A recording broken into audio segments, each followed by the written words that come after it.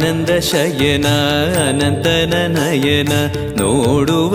ನಿಮ್ಮ ನಳಿನ ವೀಣೆಯ ನುಡಿಸಿ ನಾದವ ಬೆರೆಸಿ ನಂದನ ಕರೆವ ಬದನ ಆನಂದ ಶಯನ ಅನಂತನ ನಯನ ನೋಡುವ ನಿಮ್ಮ ನಳಿನ